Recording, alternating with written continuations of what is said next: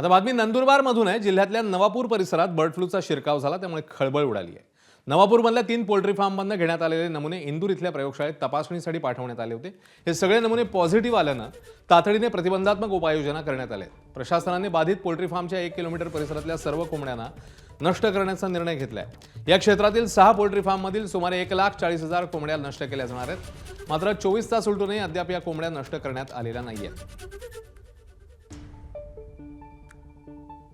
नवापूरमध्ये 3 poultry फार्मचे जे sample आम्ही पाठवले होते, ते आज सकाळी त्यांचे जे रिझल्ट आले ते पॉझिटिव्ह आले बर्ड फ्लूसाठी. 1 किलोमीटरमध्ये आपला जे झोन असतो, ज्यामध्ये कलिंग करायची असते अकॉर्डिंग टू एव्हियन इन्फ्लुएन्झाची जी गाईडलाईन्स आहे 2021 ची, त्याचे कलिंगचे ऑर्डर्स पण काढले आहेत. 5 किलोमीटरमध्ये जितके पोल्ट्री फार्ममध्ये जितके बर्ड्स आहेत, त्यांचे सॅम्पल कलेक्ट करून ते पण बर्ड फ्लूसाठी आता आज आम्ही पाठवत आहोत.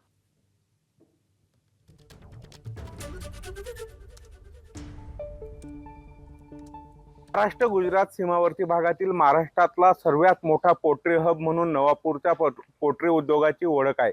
मात्र गेल्या 19 वर्षात 3 वेळा आलेल्या ब्लड फ्लूमुळे इथल्या पोल्ट्री उद्योगाचं कंबर डमवलं आहे।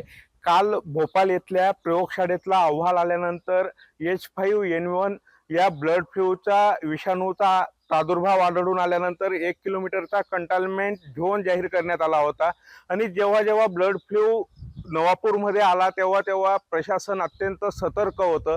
2021 ला ही अवघ्या 10 ते 12 तासात कलिंग ऑपरेशन सुरू झालं होतं।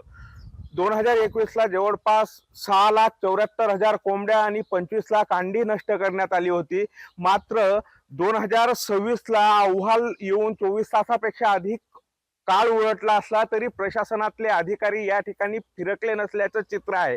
प्रशासनाच्या अधिकाऱ्यांनी कागदी घोडे नाचवले हे मात्र खरं असलं तरी अजूनही कलिंग ऑपरेशन संदर्भातली कोणतीही प्रक्रिया या ठिकाणी सुरू झालेली नाहीये। आणि आपल्या ठिकाणी या संदर्भात बोलण्यासाठी नवापूर पोल्ट्री हब किंवा नवापूर पोल्ट्री असोसिएशनचे अध्यक्ष आरिफ भाई आहेत। आपण सांगू भाई, अत्यंत गंभीर असा विषय आहे।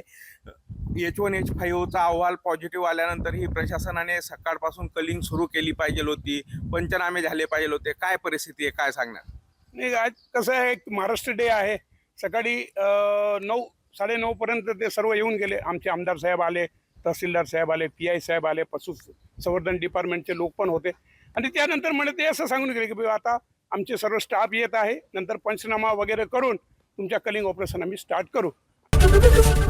ABP माझा, उघडा डोळे बघा नीट।